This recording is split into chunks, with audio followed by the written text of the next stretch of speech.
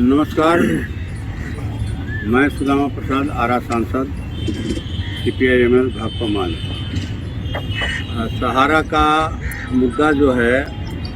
हम लोगों ने लोकसभा में उठाया इसलिए कि जब 2024 में हम लोग चुनाव प्रचार कर रहे थे, वोट मांग रहे थे, तो कई गांवों के गरीब गुरबों ने कहा कि भाई हमारा पैसा सहारा में फंसा है, हम अपनी बेटी की शादी के लिए, पढ़ाई के लिए जमा किए थे और ये लोग हमारा पैसा नहीं देना चाहते हैं। तो हमने इसको गंभीरता से लिया और संकल्प लिया कि इसको मैंने बड़े पैमाने पर आंदोलन का विषय बनाना है। और लोकसभा में जैसे ही मौका मिला 1 जुलाई को, हमने संक्षेप में उठाया क्योंकि 4 मिनट का समय मिला था। फिर हमने विनियोग विधेयक जिस दिन था, सरकार हमसे खजाने की चाबी मांग रही थी खर्च करने के लिए, उस दिन भी रखा और कहा कि भाई आप ये पोर्टल का खेल बंद कीजिए और सहारा के मार्फत एजेंटों के जरिए जो है निवेशकों का पैसा आप दिलवाइए, पैसा ब्याज सहित मिले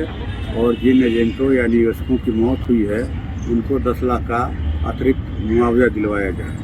अगर सरकार इसमें विफल होती है तो ये समझा जाएगा कि कंपनी राज पूरी तरह से यहाँ हावी हो गया है। मोदी जी की सरकार नहीं चल रही है बल्कि कंपनी का राज चल रहा है, जिस तरह से अंग्रेज़ों के सत्ता में आने के पहले हुआ था। तो हम लोग तो ये चाहते हैं और कई राज्यों में सहारा के निवेशकों का और एजेंटों की बैठक हुई, सम्मेलन हुआ, जैसे तेलंगाना राज्य का, आपको झारखंड राज्य का, इसके बाद आपको बिहार राज्य का पटना में। तो लेकिन सबकी सहमति है कि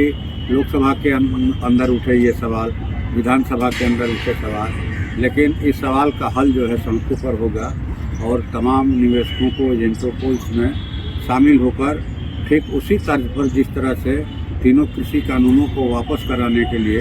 अपनी खेती और ज़मीन बचाने के लिए जो सरकार, मोदी सरकार अडानी अंबानी के हवाले करना चाहती थी, देश में भूख के व्यापार को बढ़ावा देने के लिए, उसी तर्ज पर, बल्कि कहिए कि मैंने उनसे सीख लेते हुए, उनकी प्रेरणा से हम लोग यहाँ इस एजेंडे पर अपनी मांगों को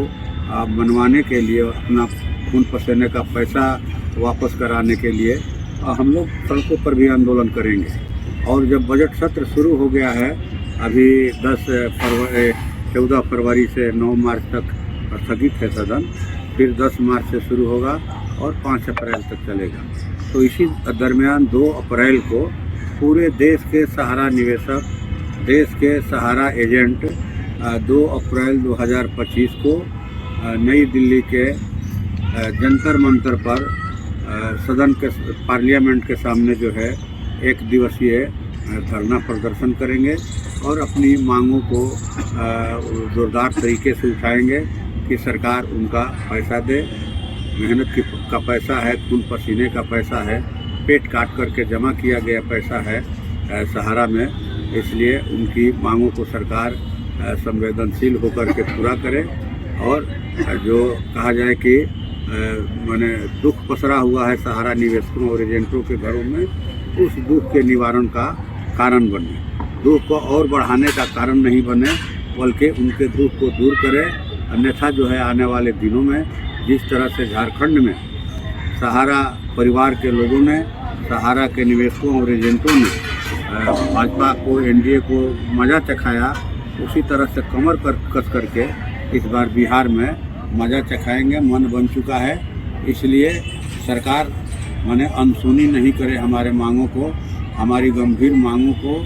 वो सरकार हल्के में न देखे। हम लोग पैसा लेकर रहेंगे, पैसा दिलवा कर रहेंगे,